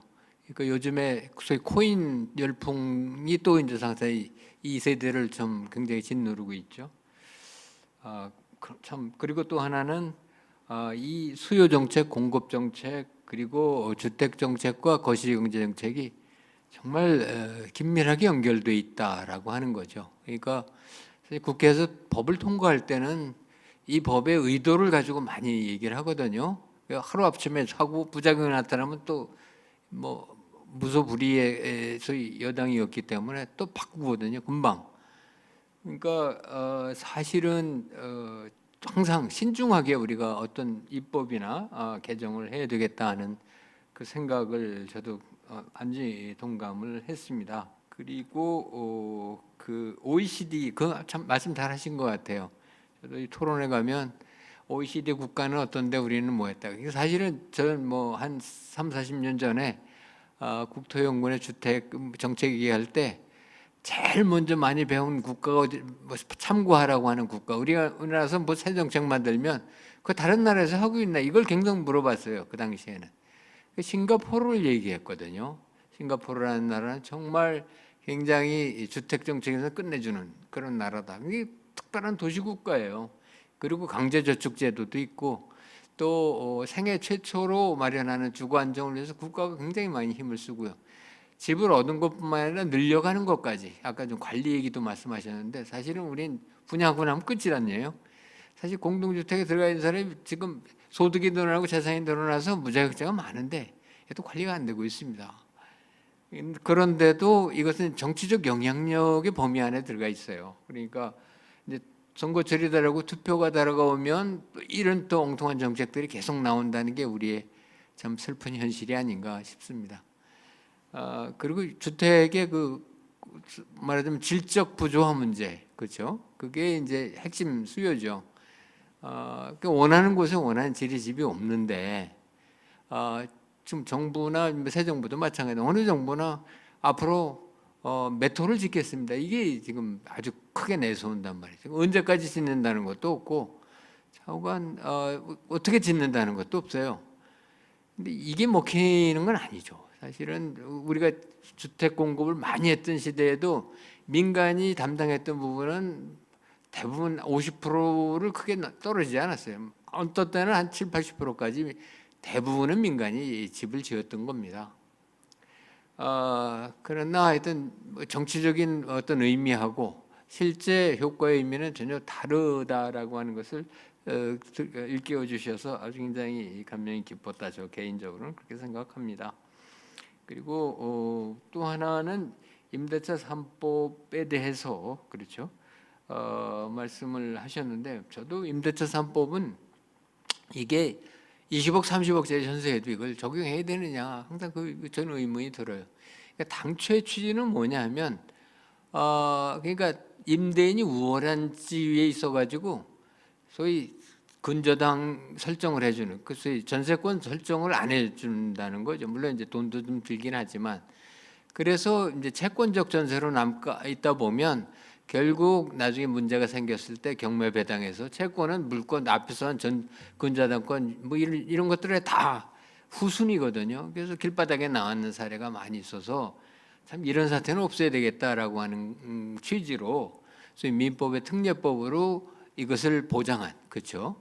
채권적 전세도 일정한 자격 요건을 갖추면 이사하고 그다음에 확정 일자리를 받고 그다음에 그 전세 주민등록도 이전하면 물권적 지위를 부여하는 물론 전체적인 건 아닙니다. 배당이 있어서 그한 특권을 부여한 거죠. 그러니까 어떻게 보면 민법의 특례법이라고 할 수 있는 것이죠. 근데 지금 사실 이것이 거의 이 공법처럼 쓰여지고 있어요. 그러니까 임대료 규제를 하죠. 그다음에 환산율도 규제하죠. 그다음에 뭐 갱신 기간도 규제를 하고 있기 때문에 이게 공법인가 사법인가 아주 헷갈릴 때가 많이 있어요. 모든 집에 다 하는 것도 그렇고요. 그러니까 사실은 이건 정말 저는 이 사적 자치, 계약의 자치를 굉장히 훼손한 개정이었다라고 생각해요. 그러니까 임대인도 경우에 따른 불편한 점이 많고 임차인도 사실은 보호는 한다고 하지만 그 소송을 통해서 그 구제받을 길이 상당히 어려운 이렇게 지형을 만들어놨다. 도대체 누구를 위한 개정이었나? 그러면서 시장은 지금 3중 가격, 4중 가격으로 만들어지고 좀 이사비 내놓으라, 뭐 위로금을 달라 이런 웃지 못할 이런 현실이 있고 떼 쓰는 사람만 이기는 이런 시장으로 만든 게 누구냐? 의도가 아무리 좋더라도 이런 시장의 생리를 모르면 이런 부분이 생긴다라고 하는 뭐 저는 절실히 느낍니다. 자, 이와 관련해서 사실은 다음 토론해 주실 분이 조금 말씀을 더 해주실 것 같은데요.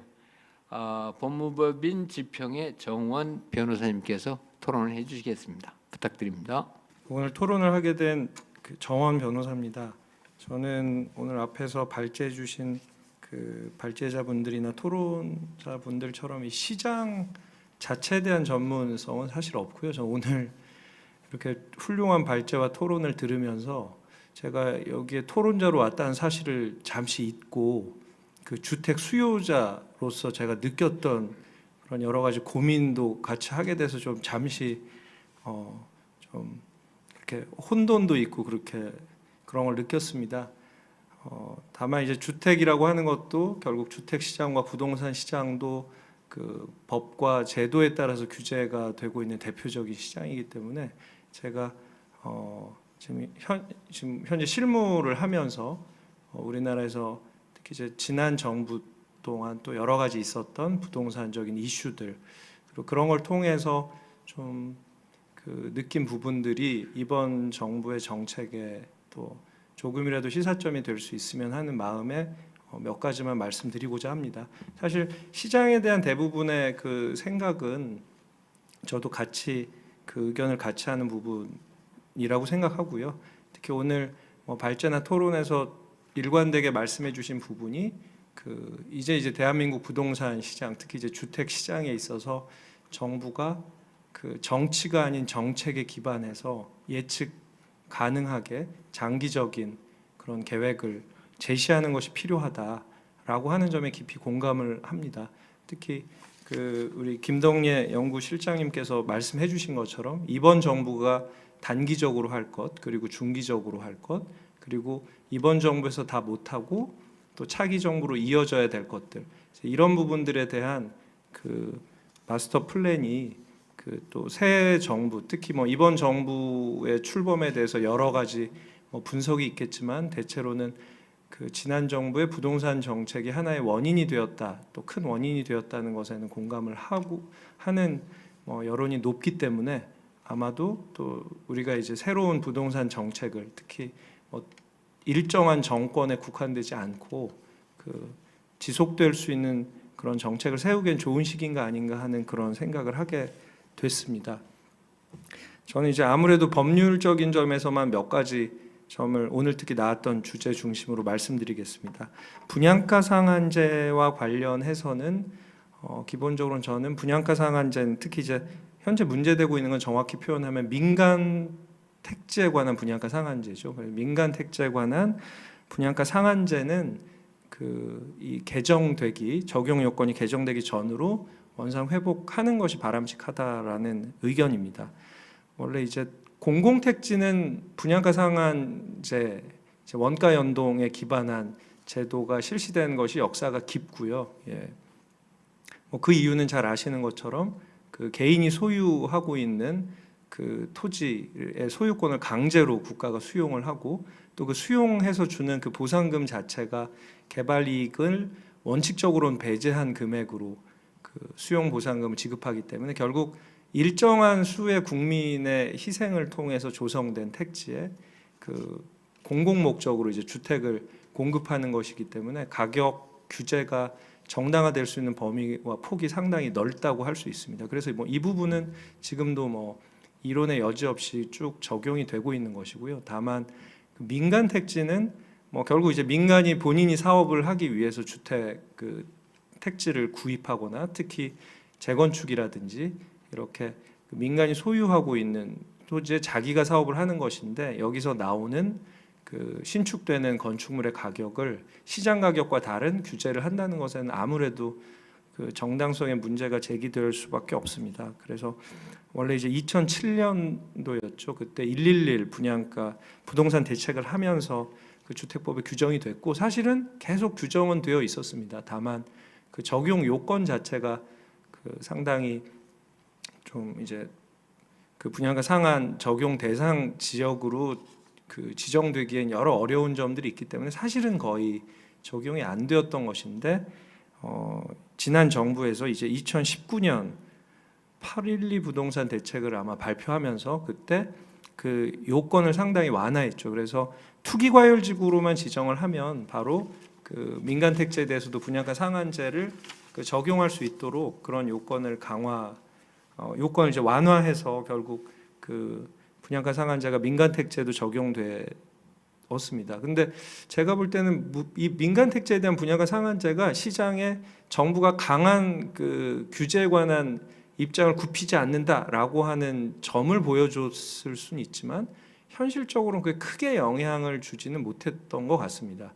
사실 잘 아시는 것처럼 민간 택지는 분양가 상한제보다는 오히려 더 실효적으로 그 작용됐던 그 분양가 규제가 이제 허그의 분양가 심사였죠. 우리는 선분양이 대부분의 아파트가 선분양을 하고 있고 선분양을 위한 전제로 분양 보증을 받아야 되는데 그 분양 보증을 함에 있어서 이제 허그가 내부적으로 분양가 심사 지침을 운영하고 있고 그 기준이 이제 일정 기간 이전에 됐던 분양가의 일정 %를 초과할 수 없다라고 하는 식으로 이제 사실상 규제를 계속 해왔기 때문에 아마 그 분양가 규제 부분도 요 분양가 심사 지침을 통한 사실 지금은 좀 너무 경직돼 있어서 이 부분이 좀 부작용이 큰 것 같습니다. 하지만 이 부분을 통해서 그 분양가 상한제가 철폐되더라도 그렇게 큰 부작용은 없을 거라고 생각합니다. 제가 한문도 교수님께서 말씀하신 것처럼 분양가 상한제 바로 폐지하거나 이랬을 때 부작용도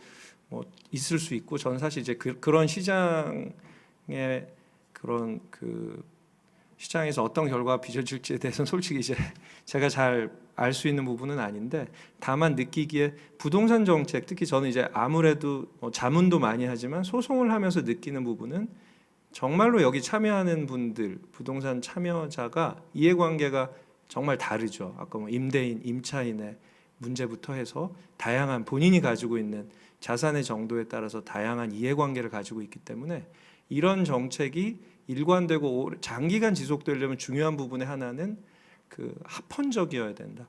그러니까 가능하면 그 헌법적 정당성을 이렇게 상실을 하거나 혹은 그 점에서 비판을 받는 정책은 지속되기가 어렵고, 그 정책에 대해서 뭐 그게 좋은 의도든 나쁜 의도든 반대하는 쪽에 그 근거를 제공할 수 있기 때문에 그 점에서 가능하면 그 위헌 시비가 붙는 정책은 지양하는 것이 좋겠다라는 관점에서 분양가 상한제는 사실 애초에 우리가 뭐 2007년도 그 노무현 정부 후기에 아주 분양가가 그 앙등했던 시기에 사실은 그 제도가 적용이 됐죠. 예, 그렇게 되고서 사실 뭐 그 이후에 이제 이명박 정부에는 사실상 적용 안 되고 있다가 다시 그 또 문재인 정부 후기에 또 다시 부활을 했는데 그렇게 꼭 필요한 제도로 보기는 어렵다라고 생각을 합니다.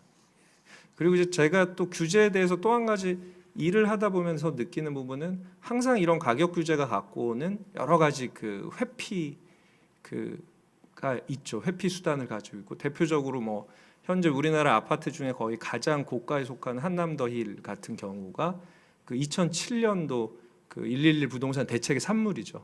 현재도 지금도 유사하지만 임대주택은 이제 분양이라는 개념이 아니라 임대를 하는 것이기 때문에 분양가 상한제 적용 대상이 아니고, 그때 이제 사실 이제 한남더 힐 같은 경우도 분양가 이 분양가 상한을 피하기 위해서 임대주택으로 임대를 이제 했죠.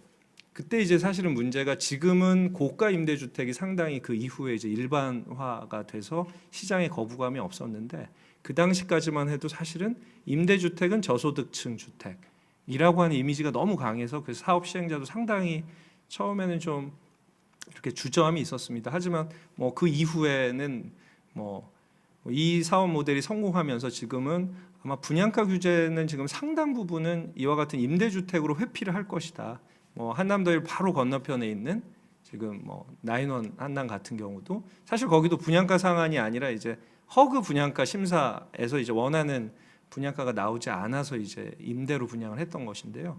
그런 식의 그 각종 우회, 특히 요즘에 문제되는 의무 임대 기간이 줄어들면서 결국 그 정부가 민간 임대에 있어서 임대 의무 기간을 사실상 4년 임대는 없애버렸죠. 이제 4년 임대 없애버리다 보니까 위례라든지 최근에 조성된 택지에서 그 분양가 상한 적용을 피해서 일부러 임대 분양을 해놓고, 그리고 나서 이제 그 임차인의 불안한 지위를 이용한 해서 이제 임대인이 그 분양 시기를 계속 조절해 가면서 원하는 가격에 그 이렇게 처분하는 이런 사례들을 보면 사실 전혀 보호받지 못한, 차라리 이게 그냥 일반 분양 아파트였다고 하면 이거보다는 더 안정될 수 있었는데, 그래서 이제 규제가 이렇게 의도치 않은 부작용을 낳는 부분이 있어서 그런 헌법적 정당성이 조금 부족할 수 있고 비판이 제기될 수 있는 부분은 좀 그런 규제는 신중한 것이 좋겠다라는 입장입니다.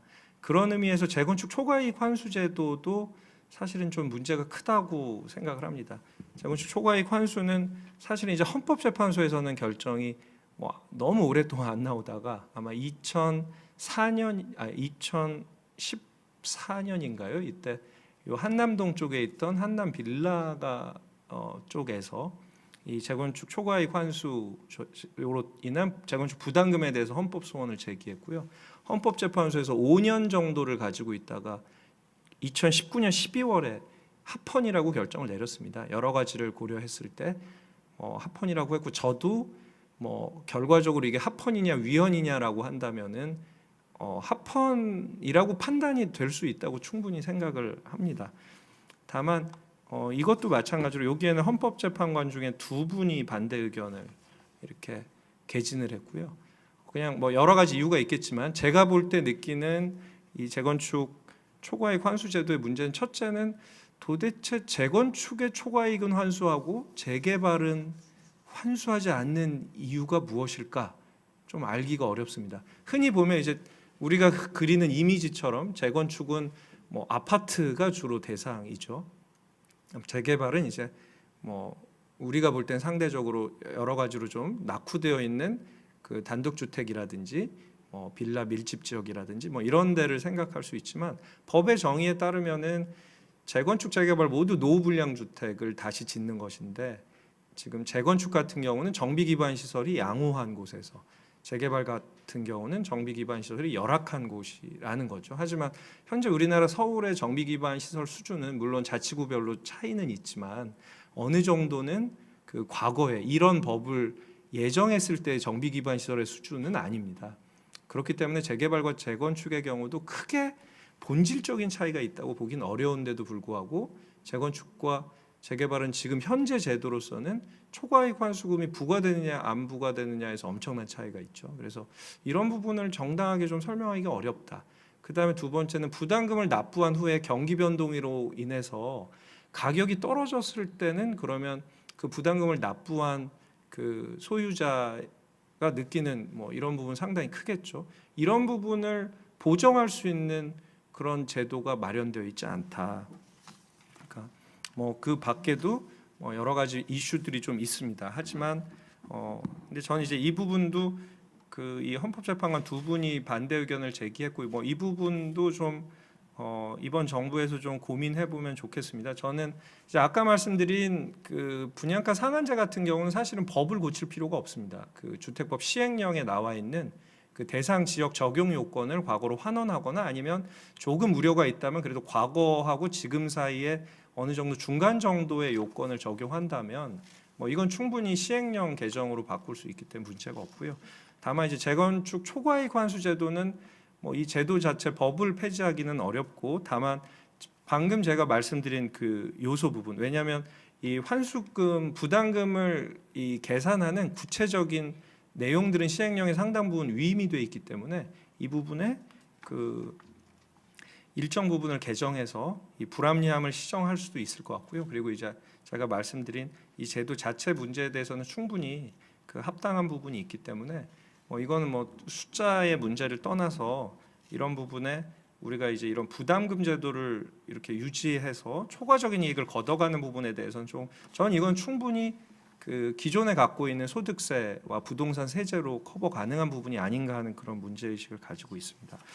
그다음 이제 임대차 3법에 대해서는 여러 가지로 오늘 의견이 나왔고 아마 제가 좀 여기에 대해서 좀 말씀을 드리고 싶은 부분 첫째는 전 한국에서 만든 규제는 대체로 보면은 뭐 나쁘고 뭐 이런 식의 이야기들이 되게 많지만 사실 규제가 좋은 거죠. 이제 좋은 규제 상당히 많다고 생각합니다. 그런데 저는 좋은 규제 대표적 사례가 주택임대차 보호법이 아니었나. 주택임대차 보호법이 1981년에 제정이 됐습니다. 이제 흔히 말하는 그 국보위 입법이거든요. 그 전두환 대통령 시절 정상적인 국회에서 입법하지 않은 법인데 사실 뭐 그때 신군부에서 이 법을 만들 때 이 법을 만들면 국민한테 확실히 어필할 수 있겠다. 그 전에 70년대를 다룬 드라마를 보면 그 조주원 교수님께서도 아까 잠깐 말씀하신 것처럼 대항력 자체가 인정이 되지 않아서 집주인이 바뀌고 나면은 그냥 임차인이 쫓겨나는 그게 이제 아침 드라마의 단골 소재였는데 81년 임대차 보호법 만들어지고는 없어졌죠. 아주 좋은 법이라고 생각합니다. 그리고 그때 이제 만들어졌을 때 보장 기간이 1년이었거든요. 그러다가 이제 89년이 돼서 이제 우리가 여러 가지 소득도 많이 올라가고 그 전에 열악한 상황에서 벗어났을 때 1년이라고 하는 주거 기간은 상당히 좀 너무나 짧다라는 문제의식이 많이 있었고 그래서 그때 2년으로 올립니다. 그때도 상당한 논란이 있었고 여러 가지 시장적인 부작용이 있을 거라고 생각했지만 그때 우리 상황이 그걸 버텨낼 수 있는 여력이 분명히 있었고 또 소득이 한창 또 증가하는 때이기도 했던 것 같고요. 임대차 3법에 대해서 말씀드리자면 저도 대체로 지금까지 말씀해 주신 의견들과 비슷하고 한문도 교수님께서 말씀해 주신 것처럼 지금 상태에서 다시 폐지하는 것은 적절하지 않다. 이미 우리가 봤을 때 4년이라고 하는 기간에 대한 여러 평가가 있겠지만 특히 이게 또 경제적으로 안 좋은 시기에 이 법이 이렇게 개정됨으로써 시장에 상당한 충격을 줬고 그게 아주 또 그 현재 그 지난 정부가 추구하려고 했던 부동산 정책에 오히려 반하는 결과를 가져온 점에서 문제가 있지만 너무 참여자가 많은 시장이고요. 이건 일종의 큰 룰에서는 이제 바꾸기는 어렵고 오히려 바꾸는 게 부작용이 클 것 같습니다. 다만 여러 그 토론자께서 지적해 주신 것처럼 과연 이게 일률적으로 이렇게 적용될 수 있는 문제인 건지, 보증금에 따른 차별적인 규율은 필요가 없는 것인지, 그다음에 지역별로도 차이가 크거든요. 서울에서도 상당히 여러 가지 차이가 있고, 이런 점에서는 분명히 좀 저희가 검토를 해서 그 차등을 두는 쪽, 사실 보면 이게 원래 의도는 우리가 이제 너무나 이 임대차와 임차인 문제를 생각할 때 되게 막연하고 추상적인 임차인, 주거가 불안정한 임차인을 상정하는 경우가 있는데, 그런 임차인도 분명히 있겠지만 사실은 엄청난 돈을 가지고 이 더 나은 자산 증식을 위해서 대기 수요자들도 있거든요. 대기 소유자들한테 사실 이 법이 되게 좋은 또 어떤 수단을 주기도 해서 그런 분들한테 이 보호가 가는 게 적정한가. 아마도 현재 이제 이런 법이 갈등적 요소의 법인 게, 그러다 보니까 찬반하는 쪽에서 서로 아주 극단적인 사례를 들면서 이 법의 정당성 혹은 부당성을 논박하고 있기 때문에 이런 점에서 좀 그 부당하다. 특히 법의 독소 조항이라고 하는 게 다른 게 아니라 좀 제 입장에서 보면 고객 중에 저런 고객은 좀 대리하기 쉽지 않겠다 하는 분들이 주로 항상 이기세요. 이 사건의 국면에서는 그런 부분이 갈등 유발적인 요소가 있어서 그런 점이 좀 바람직하지 않다. 이 정도 말씀드리고요. 끝으로 한 가지만 마지막으로 덧붙이면, 현재 이제 가장 또 이슈가 되는 게 오늘 계속 얘기해 주셨던 공급망 불안으로 인한 건설 원자재 가격 상승. 꼭 그것이 배경은 아니지만 현재 국내에서 가장 큰 재건축 사업장이 중단이 되어 있습니다. 1조 7천억이 선투입되어 있는 가운데 지금 공사가 중단이 되어 있고, 저도 이제 그 건에 대해서 직접적이든 간접적이든 검토도 하고 그런 입장이지만, 한번 또 그런 생각이 들었습니다. 과연 그 공사비가 아마 3조가 넘는 현장이거든요. 사업비로 치면 아마 5조 정도로 평가할 수 있는 그런 공사 현장이고, 대한민국 단지로는 최대 규모입니다. 그런 사업을 아마 일반 민간 건설사면은 엄청난 디벨로퍼들이 전문성을 가지고 개발할 사업자인데, 거기에 의사결정을, 물론 도와주시는 전문가 그룹도 있지만 그 조합원들로 구성된 그 조합이 이런 사업을 한다는 거, 저는 이걸 볼 때마다, 제가 재건축 재개발이 특히 세부 전문 분야이긴 하지만 세계에서 대한민국처럼 부동산에 똑똑하고 이 정도의 능력을 갖춘 나라가 있을까? 그럼에도 불구하고 사업하는 건 엄청나게 힘든 것 같습니다. 그리고 그런 게 이제 문제 근원인 것 같고요. 또 돌아가는 얘기지만 결국 대한민국 부동산 정책이 힘든 건 참 우리 국민이 이런 정책에 대한 이해도뿐만 아니라 반응도 민감하고 아시는 것도 정말 많고, 그렇기 때문에라도 더 이번 정부가 그 긴 호흡을 가지고 정책을 만들어 나갔으면 좋겠다는 생각입니다. 길게 말씀드렸습니다. 모시길 잘했다고 생각합니다. 우리가 경제적 관점에서 많이 얘기를 했는데, 역시 헌법적 관점에서 역시 분양가 상한제를 민간 택시까지 적용하는 것은 좀 맞지 않다, 이런 말씀을 해주셨고, 가격 규제라는 게 이제 여러 가지 부작용을 낳는다는 말씀을 하셨고, 재건축 초과이익 환수제, 보통 재초환이라고 하죠. 요거에 대해서 기본적으로 상당히 찬성하시는 그런 입장의 말씀을 해주셨어요. 기반시설 부담 여러 가지 차이를 물론 감안해야 되겠지만, 그리고 임대차 3법은 원래 아주 굉장히 좋은 법이고, 기왕에 이제 그 시행을 하고 있기 때문에 결국은 이걸 그냥 완전히 없던 걸로 하기는 좀 이미 좀 어렵다라고 하는 취지의 말씀을 하셨고요. 그러나 역시 근본적인 문제는 이 법이 대상이나 지역에 조금 차별 좀 한계를 한정해서 적용해야 되지 않느냐 하는 그런 취지의 말씀이셨습니다. 저도 기본적으로 굉장히 동감을 합니다. 누가 그래요? 서양 사람들 얘기하지만 우리나라가 정말 투기를 좋아하는 민족인가? 부동산 오래 공부하고 가리키면서 그런 생각을 했어요. 근데 사실은 세계의 역사를 보면 어느 나라나 부동산 가격이 뛰고 도시화가 급격하게 진행된 데에는 여지없이 투기가 있었습니다. 그냥 우리가 특별히 뭐 그런 민족은 아니라는 거죠. 그만큼 경제적 동기도 굉장히 작동을 한다. 이건 시장의 힘이겠죠. 그런 걸 우리가 느껴야 되지 않을까 하는 생각이고요. 이렇게 해서 외부에 모신, 저는 굉장히 빨리 끝날 줄 알았더니 시간이 또 굉장히 흘렀네요. 세 분의 순수 토론자님의 말씀을 들었고요. 마지막으로 그 두 분의 발제자님들부터 일종의 뭐 리스판스라고 할까 뭐 없으시면 안 해도 좋고요. 하기 전에 혹시라도 플로어에서 내가 이 질문을 꼭 좀 했으면 좋겠다 하시는 분 있으면 뭐 질문을 좀 하셔도 좋겠습니다. 오랫동안 우리가 했기 때문에. 예, 없으시면은요, 그 바로 발제하신 분들한테 마이크를 넘겨서 뭐 할 말 없으시면 안 해도 좋고요. 추가로 또 뭐 코멘트 하실 거 있으면 더해 주셔서 한 말씀씩 부탁드리겠습니다. 먼저 홍준욱 대표님께 마이크를 옮기겠습니다. 예, 굉장히 오늘 토론 참석하기 잘했다 생각하고요. 일단 뭐 두 가지만 이야기하겠습니다. 저는 분명히 송민호 소장님 말씀에 특히 그 경제에 미칠 영향을 함께 보고 결정해야 된다는 말씀에는 저도 참 공감하는데 일단 지금 상황에 대한 그 주택시장 상황에 대한 판단 차이인 것 같아요. 저는 우리 경제에서 이코노미스트로서 한 29년 일을 하면서 항상 하는 말이 모두에게 좋은 정책은 없다라고 봅니다. 그러니까 어떤 게 더 시급하고 중차대한 문제인가에 대한 판단이 필요하다는 거죠. 그래서 전세 자금 대출 갭 투자에서 촉발된 2030 세대의 패닉 바잉이 작년에 있었고, 이 과정에서 가계부채 문제부터 부동산 시장에 심각한 버블이 생겼다라고 보는 판단인 거죠, 저는.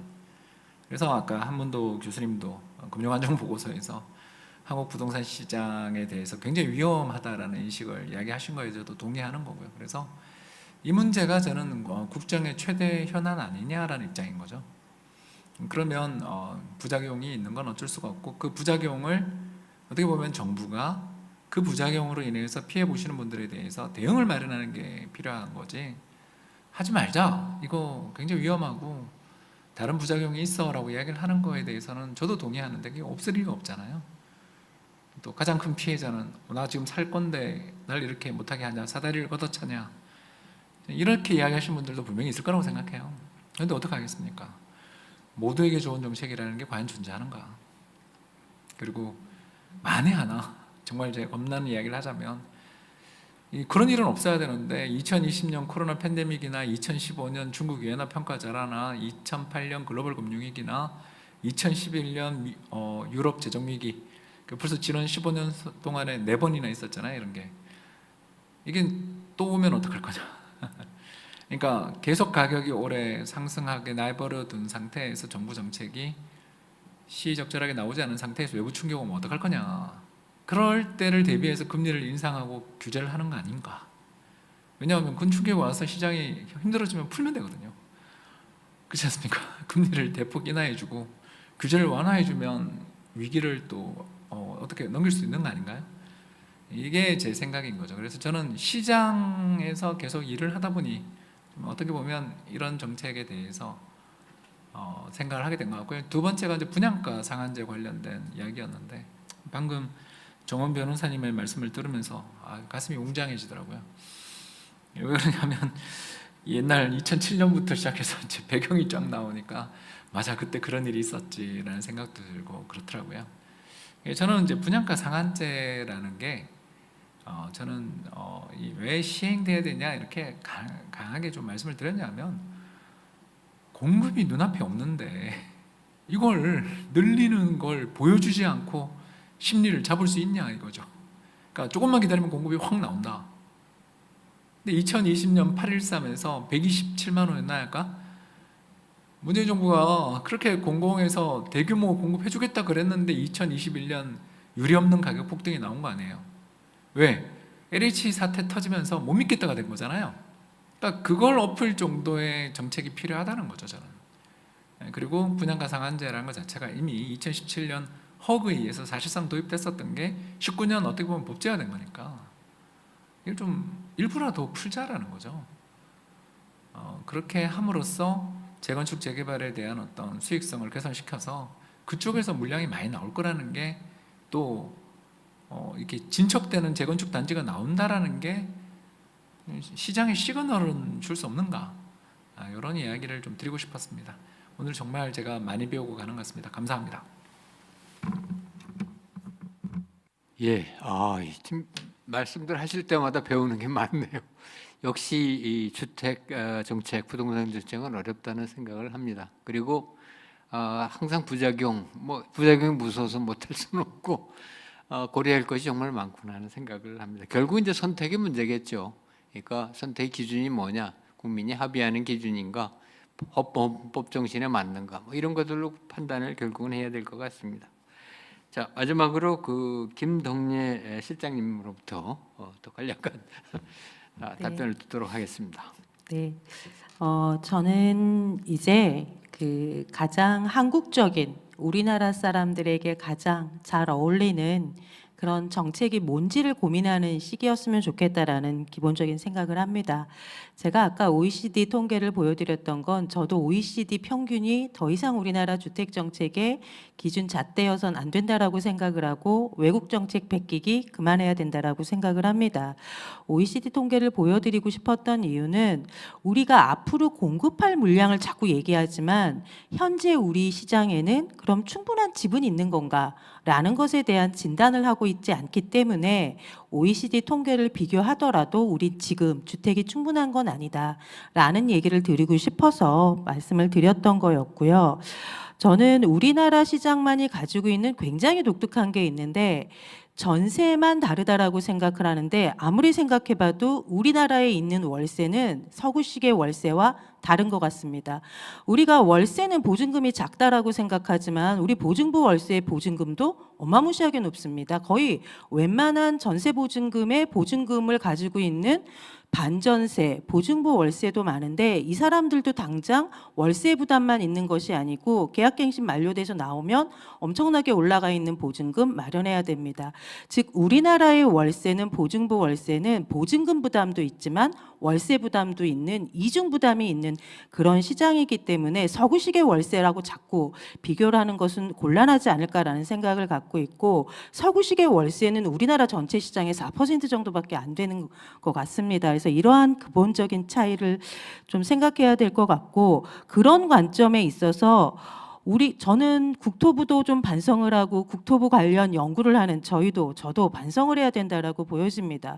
우리가 주거 안정을 얘기하면서 금융 안정 보고서를 가져오는데 제가 주거 안정 지수 좀 만들고 주거 안정 보고서를 만듭시다라고 이야기를 하고 있습니다.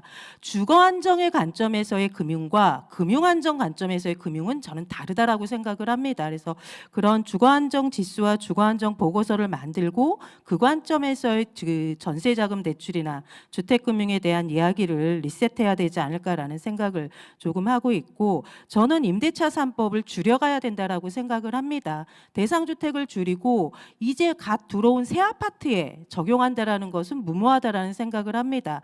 전 세계 어느 나라에도 전국에 있는 모든 임대주택에다가 다 적용하지 않습니다. 베를린도 그렇게 하지 않습니다. 우리나라에는 외국에는 없지만 우리나라에 있는 등록임대주택 제도가 있습니다. 이런 등록임대주택 제도는 우리나라에만 있습니다. 딱 등록하는 순간 5% 임차료 통제 10년 살 수 있습니다. 이런 건 세계 어느 나라에도 없는데 이런 제도를 확장을 시키면 민간이 소유하고 있더라도 계약갱신 청구권 이상의 그런 효과를 보일 수 있기 때문에 공공임대와 등록임대주택 시장의 확대로 가는 것이 맞지 임대차 3법에 전국의 농어촌 주택까지 다 적용하는 이게 과연 합당한 거에 대한 것들은 당장은 어쩔 수 없을지라도 조금 논의해서 합리적인 방법으로 바꿔야 할 거라고 생각을 하고요. 저는 30대가 많이 산 영끌, 갭 투자 이 용어가 정말 적정한 용어인가에 대한 생각을 많이 갖고 있습니다. 우리나라의 30대 자가 보유를 계산을 해보면 평균적으로 전국적으로 40% 정도는 30대가 자기 집에서 살고 있습니다. 그런데 서울은 절반도 안 됩니다. 서울은 자기 집에서 살고 있는 30대가 20%간 넘습니다. 그리고 작년에 주택 가격이 굉장히 많이 올랐던 대전시도 40이 되지 않습니다. 어쩌면 30대 입장에서는 내 집을 갖고 있지 않았기 때문에 이런 시장에서 당연히 집을 갖고 싶었을 텐데, 그러한 부분들에 대해서 그동안 정부가 30대가 내 집을 마련할 수 있게끔 지원해줬던 것에 대한 부족을 얘기하지 않고 일시적인 현상으로 나타난 것을 영끌, 갭투자 이런 식의 용어로 내몰아가는 것이 굉장히 부당하지 않을까라는 생각을 저는 갖고 있어서, 과거에 없던 현상이라고 해서 이상하다라고 진단할 것이 아니고 왜 그런 현상들이 나왔는가에 대한 것들을 좀 면밀히 들여다보고 평가를 해주는 게 맞지 않을까라는 생각을 저는 굉장히 많이 갖고 있습니다. 그리고 우리나라는 택지도 다릅니다. 공공택지, 민간택지가 있고, 공공택지에서도 공공사업자가 공급을 하는 경우도 있고 민간 일반 기업이 공급하는 경우도 있습니다. 그래서 이러한 차별적인 거에 따라서 제도의 조금 적용 자체도 달라져야 되지 않을까라는 생각이 들어서, 저는 가장 우리나라 사람들에게 맞는, 그리고 우리나라 사람들이 가장 인정적으로 받아들일 수 있는 게 무엇일지를 고민하는 논의들이 충분히 진행이 되고 정책 설계가 진행되면 좋겠다라는 생각을 하고 있습니다. 이상입니다. 예, 정말 토론하실 때마다 떠오르는 게 많습니다. 배우는 것이 많은데 저도 간과하고 있었던 건데 그러니까 월세 그거 잘 얘기하신 것 같아요. 왜냐면 반전세는 사실은 보증금 굉장히 크거든요. 그래서 통계를 낼 때도 지난번에 그 방부동산원에선가, 그러니까 전세, 순전세, 그다음에 반전세, 그다음에 그냥 보증보험 3개월치 정도 월세를 내는 보증보 월세, 이렇게 구분을 했어요. 독특해요, 자금 우리나라는. 또 전세라는 제도 자체가 뭐 전 세계에서도 우리나라밖에 없고, 뭐 아마 금융 규제의 상당 부분은 이걸 이제 제외하고 생각을 하는 것 같아요. LTV나 DSR이라는 것도 사실 LTV 망창 놀려도 전세가 있는 집은 그렇게 못 가져가거든요. 이제 그런 것 단계들을 우리가 좀 생각을 해야 되겠다는 생각도 들었고요. 참 좋은 얘기네요. 영끌 30대가 왜 그렇죠. 사실은 그 국가가 정말 이 어려운 주택 문제를 위해서 얼마나 정말 그동안 애썼는가 되돌아봐야 될 필요가 있다라고 생각합니다. 굉장히 좋은 말씀들 감사드립니다. 이제 시간이 조금 거의 다 됐기 때문에 이걸 마무리하고요. 한 가지 아쉬운 점은 오늘 이제 조세 형평성 중에 가장 이제 문제가 되는 게 종부세나 이제 다주택자에 대한 문제들이거든요. 그러니까 이전 정부에서 지금 가장 핵심적으로 했던 것이 다주택자를 이제 벌 주는 정책들이었는데, 과연 그것이 맞은 것이었는가, 그것에 대한 시장 임팩트가 뭐였는가가 저는 굉장히 논의가 돼야 된다고 봅니다. 그러니까 사실은 지난 정부의 초기에는 임대주택 사업자를 그 정책을 승계했어요. 근데 이제 나머지 이제 주택가격이 자꾸 오르니까 집 많이 가진 사람들이 소위 말하자면 투기의 주범인 것처럼 해서 그걸 다 없애버렸죠. 근데 사실 국가가 임대주택 전 가구의 40% 정도가 지금 임대주택에 사는데, 뭐 자발적인 임대든 타의적 임대든, 그러면 이걸 전부 정부가 책임질 수는 없는 거거든요. 그러면 민간 임대를 다주택자를 통해서 소위 산업화를 하게 되면 거기에서 예를 들면 임대인과 임차인 간의 분쟁도 표준적인 매뉴얼에 의해서 되고, 임대료 규제도 자연스럽게 받고, 그리고 이제 조세나 금융 인센티브도 처음에는 4년, 8년짜리 이 설계가 좀 잘못된 겁니다. 그러니까 얼마나 이 주택을 시장 임대료보다 싸게 또는 오랫동안 임차인을 위해서 제공을 했냐에 따라서 양도소득세나 보유세나 이것들에 다 혜택이 소위 비례해서 갔어야 되는데, 임대주택은 민간 임대는 4년짜리 주택이다, 4년하고 판다, 8년짜리하고 판다, 이렇게 됐기 때문에 이게 산업화로 되는 기회를 놓친 거거든요. 참 아쉬운 기회입니다. 이게 그러니까 하여튼 우리가 그 다주택자에 대한 개념을 조금 다시 생각해야 될 때가 아닌가 이런 생각을 저는 개념적으로는 좀 해봤습니다. 자, 오늘 오랜 시간 동안 이렇게 참여해 주시고 토론해 주신, 발표해 주고 토론해 주신 여러분께 감사드리고요. 또 열심히 들어주신 청중, 그리고 유튜브로 지금 중계되나요? 유튜브 독자님께 뭐 이런 경우 좋아요 누르라고 하던데 구독, 좋아요 그런 것들도 많이 해주시길 바라겠습니다. 예, 그러면 오늘 토론을 모두 마치도록 하겠습니다. 장시간 수고해 주셔서 감사합니다. 수고하셨습니다. 네, 조주현 명예교수님 그리고 또 훌륭한 토론을 위해서 각자 아낌없는 의견을 주신 다른 5분의 패널 여러분께도 진심으로 감사의 말씀을 전합니다. 그럼 이것으로 헤럴드 부동산 포럼 2022를 마무리하겠습니다. 바쁘신 와중에도 이렇게 참석해 주신 네 웹인 여러분들께 다시 한번 감사의 말씀을 드립니다. 함께해 주신 온라인 시청자 여러분께도 감사의 인사를 드립니다. 내년에도 더 많은 분들이 모여서 다양한 의견을 나눌 수 있었으면 좋겠습니다. 지금까지 사회를 맡은 양현경 기자였습니다. 감사합니다.